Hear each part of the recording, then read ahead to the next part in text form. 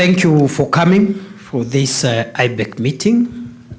I don't want to take too much time with the speech. I just want to make 2-3 remarks in 3 minutes and ask my brother chair of the Council of Governors also to say 2-3 things. We intend to finish by 10:30. The most successful meetings are short, brief, and to the point. Lengthy meetings are counterproductive, and they end up not giving us any useful results.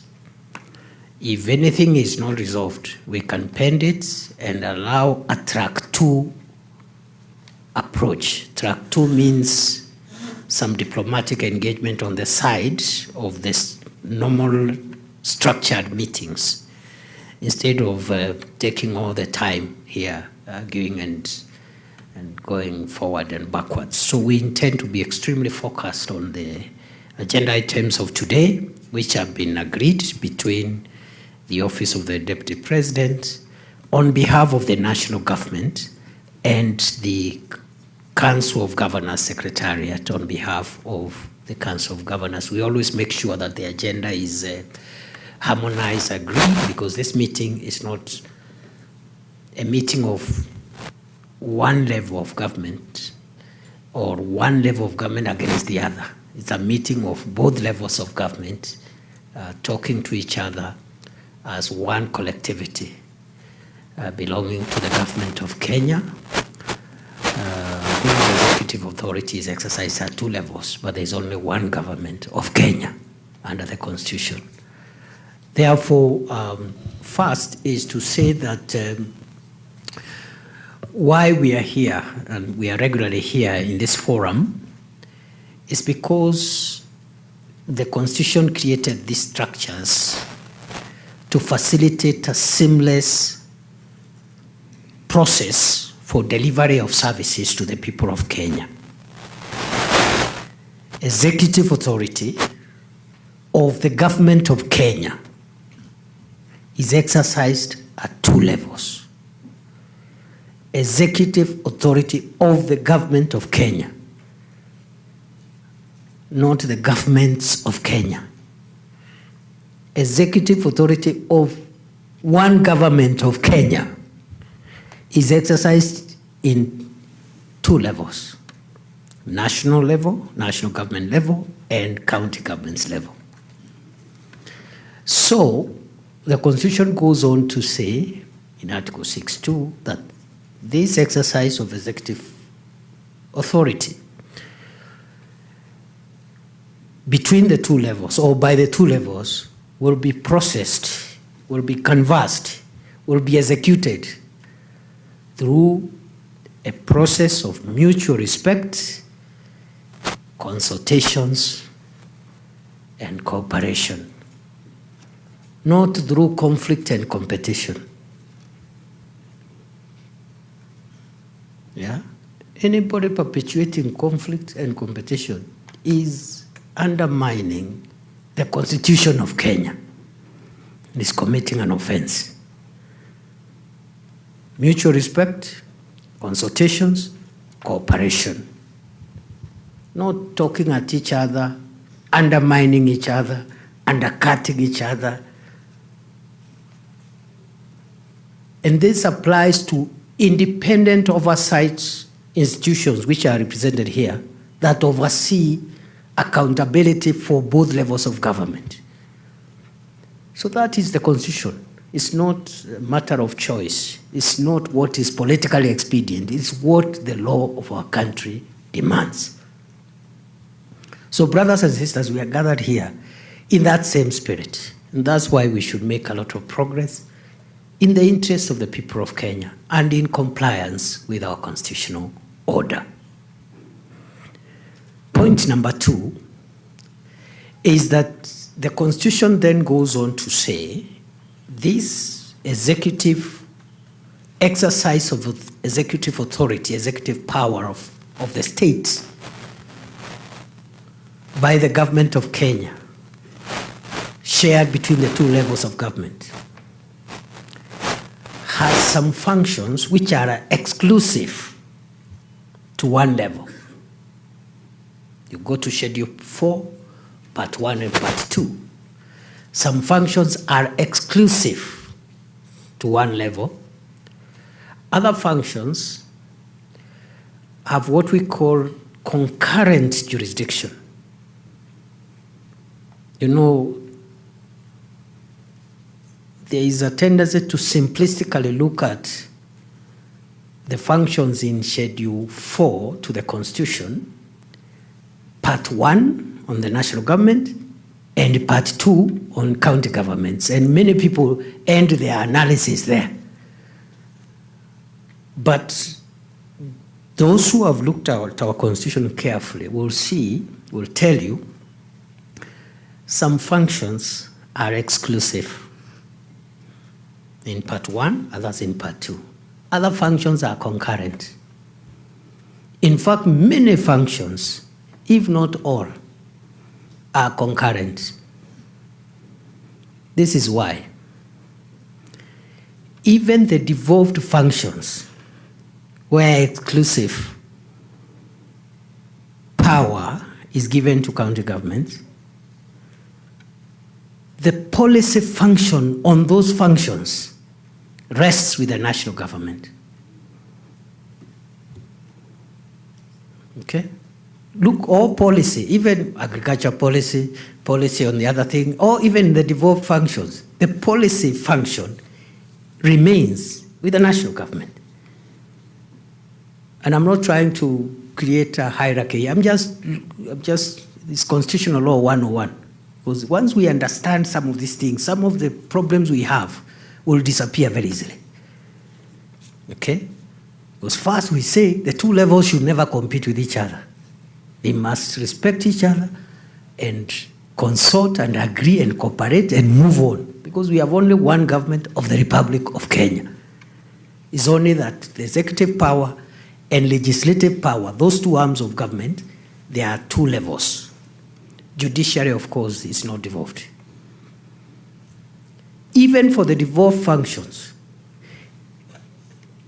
the policy function on everything remains with the national government, so that you can have coherence. It's not to make counties look small.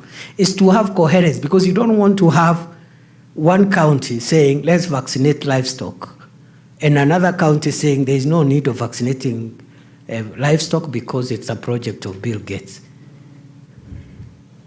You don't want conflicting policy. Okay? Then finally, the Constitution goes on to say that even where functions are devolved,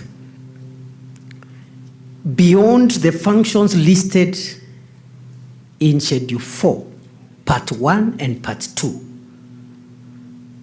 if there is any other function that is not captured there, what we call residue jurisdiction. The Constitution says residue jurisdiction rests with the national government. Again, just to backstop the state so that there is no gap anywhere. If there is anything that was never captured, any governmental power that was not captured in Schedule 4, Part 1 or 2, then the national government takes responsibility. So having said that, I think we're in good space, ladies and gentlemen, and this is my final point, because we are already implementing our constitutional responsibilities in a very good way. I was just chatting with some of the colleagues here earlier on from both national government, county government, and we are saying some of the things here we are calling disputes and conflicts are very minor issues, inconsequential. And they are expected. Differences of opinion and interpretation of mandate, these are normal things. And I gave the example, I know countries which have had devolved systems for close to 200 years. Australia, for example, 185 years of devolution. Today, there is always tension, push and pull between the two houses of parliament when it comes to how much money remains in the center and how much goes to the counties 185 years later. So we are doing so well. Number two, I was telling the same colleagues that seeing where we have come for the last 15 years, those of us who are in town, and I see many of you here who were in town with us in 2013, 2014, including Eden Dwale, our CS for Health, who was my counterpart leader of the majority. He was the one, he was the House Majority Leader, I was the Senate Majority Leader, including my brother Mutai Kagwe there. We were in town.